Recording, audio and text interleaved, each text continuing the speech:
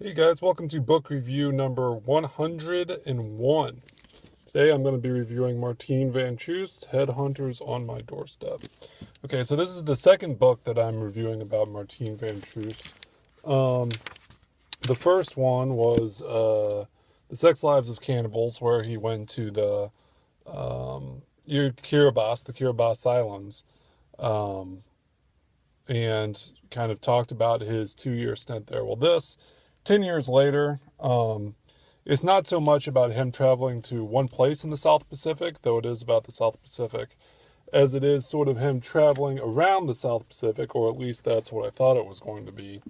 Um, Talking about kind of the troubles that he's personally had in his life, as well as kind of tracing some of the original routes of Robert Louis Stevenson, who was a famous author from Scotland who kind of spent the last years of his life in the South Pacific.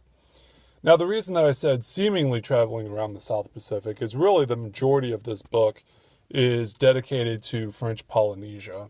Um, he spends time in Tahiti, in what is it, the Faroe Islands, I think it is. Let me see if I can get a map here. Um, Paumotu, which is sort of okay. So the Tahiti Islands are Tahiti and Bora Bora, and the Society Islands, as they're known, are reef-fringed high islands. So they have both aspects of an atoll and a high, like, volcanic island. Um, Whereas the low archipelago, or Pamau, are all atolls. They're all sandy, ring atolls. And then he also visited the Marquesas Islands, which are all high islands and have very little reef around them. Um, some of the thoughts. Uh, well, he does kind of go on about his alcoholism some, and I feel like the book kind of tries to put a little bit of a square hole in a round peg in a square hole, or whatever that saying is. Um, in that he tries to find some answers, and when there's alcoholism, there's really no answers there. You just kind of have to go on living day by day. As I get my drink here. Delicious. I don't have problems. um, what else? Kind of, he does some very sort of scenic stuff in the Marquesas Islands. He knows which way his bread is buttered, seeing luscious, beautiful valleys, picturesque harbors with coastline and beaches. Um, he goes swimming in the ocean quite a bit. Also, throughout this book, he has a intense fear of sharks, which I just wanted to scream out. Like, sharks almost never attack people. If you do, you essentially have to go after them. I don't know what it is, but I think sharks mostly don't like messing with things that are they're not aware of, that are not other, that they can't identify as other creatures. Specifically, they're going after, like, fish. So, but he's so afraid. Like, he wants to go see the stingray, but refuses to go see the stingray because there's sharks in the water. And one of the reefs or I don't know if it's a reef, but somewhere in here. What else about the Marquesas? Well, something interesting about the Marquesas is that there's the no-see-ums, which are essentially like small gnats that bite the skin.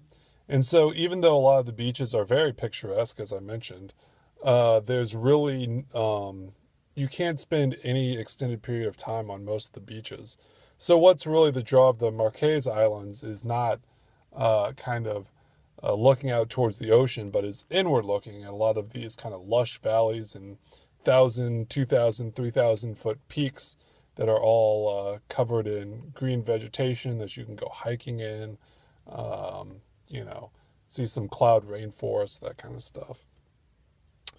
Um, in comparison to that, I guess I should say the way he gets around in the French Polynesia, is on this boat, and he rooms dormitory style because everything in French Polynesia is very expensive. The reason why it's expensive is, one, you have to transport everything to the islands, which is as is expensive. Two, the French government has just set it up where things are very expensive and taxes are very high, so that money can be made off tourism. It's essentially kind of to a degree, a manufactured economy, that prices are left intentionally high so that people can earn higher wages, stuff like that from tourists. And to the degree that French Polynesia is more developed than other Polynesian islands or even nations, it has been successful. The one downside to that is that it is very expensive to travel there. So anyway, Maarten travels around the island on this boat in the dormitory class because, which is essentially like a youth hostel. Like it's not a youth hostel, but the thing that I compare it to is like a youth hostel or some sort of dormitory bunking situation.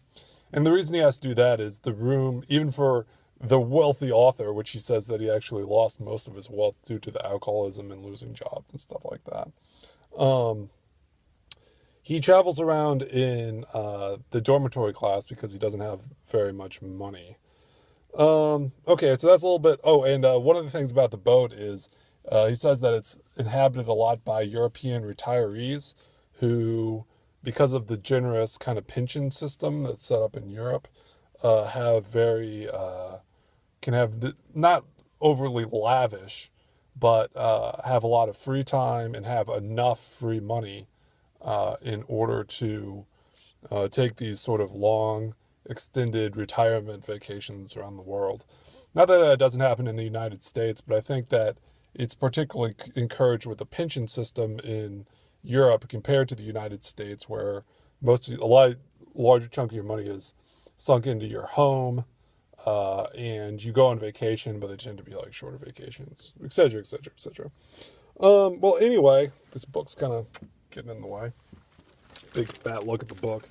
The Low Archipelago, or Paramatu, he sees very sort of scenic again. You know, everything in the South Pacific is scenic until it gets polluted or until you have to deal with the realities of everyday life, if you will. But it's scenic in a very different way. And that much like Kiribati, these are all atolls. So what you get is you get the sand beaches, the flowing palms, and more the sort of castaway, I guess if you want to call it something, idealistic setting. Robinson Crusoe, if you will.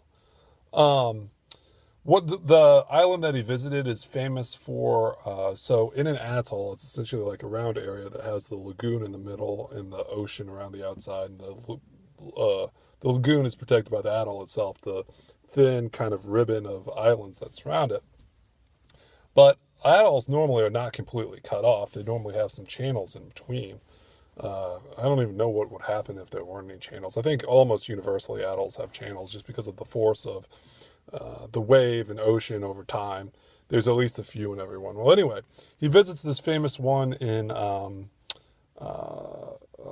Low Islands. Whatever. Actually, I'm going to look it up. And essentially, I think the island is Fakarava, and it's famous for having tides that come in and out. And essentially, you can be sort of at the entrance to one of these kind of gateways between the lagoon, channels between the lagoon and the ocean, and float freely from right down the, using the force of the current or the force of the tide. And the thing that happens here is obviously lagoons are very fish heavy, very shark heavy, very, coral reef heavy. And so it's just this kind of explosion of colors and oceanic textures that exist. And he said that he really enjoyed doing that, but of course, the fear of sharks got to him. He initially, it's kind of interesting because there were two places that he went to that had tides. One was clear all the way down to the bottom because it was smaller from side to side and there wasn't as much debris in the water. And he said he saw hundreds of sharks and really wasn't afraid because you could see them. Even though the sharks, if they were so inclined, now they're almost never so inclined, but if they were so inclined, could come and snatch you right up. But the other one that he went to was so wide and had a lot more debris. Now, I don't really mean litter, but I mean more just like sediment in it.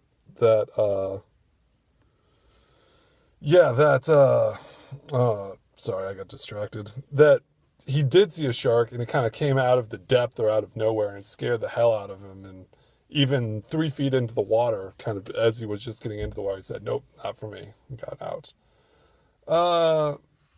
Tahiti talks a lot about how it's become kind of overrun, kind of become, this bizarre world of France and the South Pacific. You can get baguettes, cheese, all super expensive across the board.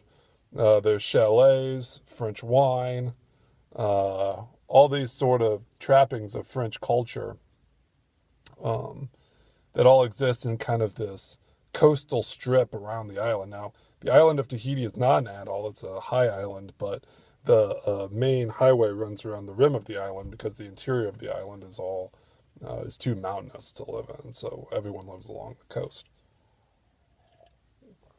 But he did say, there's Tahiti and there's like Paʻaʻu, I believe. Oh, Pate, which is the capital. But then he went around to the other side, near Tararapu and Taratira. It actually got a little bit more of the island life for that. Got to see sort of the traditional, as I said, not Robinson Crusoe, but Mutiny on the Bounty, Gauguin. He mentions Gauguin quite a bit in the book. And he actually mentions Gauguin in relation to his alcoholism. He mentions Robert Louis Stevenson, as I said. Gauguin's particularly interesting because just how curmudgeon-y he is and kind of shows what happens in the depths of alcoholism. Let's see. So yeah, that was Tahiti. He went on to some guest house that was on the far side of the island that was not French and very cool and had like fresh coconuts, and it was essentially like he described it literally as an end of the road type place. That it's the end of the road. There's no accommodations except for this one spot, and nobody goes there, and it's really cool. Let's see. What else is there? It goes back to Kiribati, where he kind of observes global warming taking an effect on the atoll, and that Kiribati is the one sort of island nation that's taken global warming seriously, and the fact that their island might become inundated, and the government has actually bought land in Fiji to move the entire population of the islands to that high island in Fiji so that they can live after their nation becomes extinct. He goes to Samoa. That's just kind of the end of the book. And Samoa and Kiribati are both very small sections, as I mentioned. What does he do in Samoa? Oh, he sees the grave of Robert Louis Stevenson and kind of sees some traditional stuff there. He says that Samoa is the most laid back.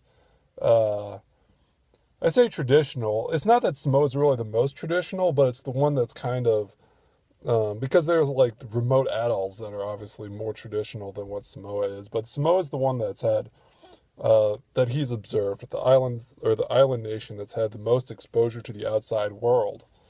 That has a major port, has an airport going into it, that is still able to keep what it kind of like island time or, some traditional stuff going on there. So this wasn't a great review, but it was an okay review. Alcoholism is bad. This is a funny book. I know I kind of droned on and on, but there's a lot of humor in here. He really likes running. That's something I forgot to mention. He talks sort of about the addictive aspect of running versus the addictive aspect of like alcoholism. So yeah, it's a good book. Check it out, you guys. Peace.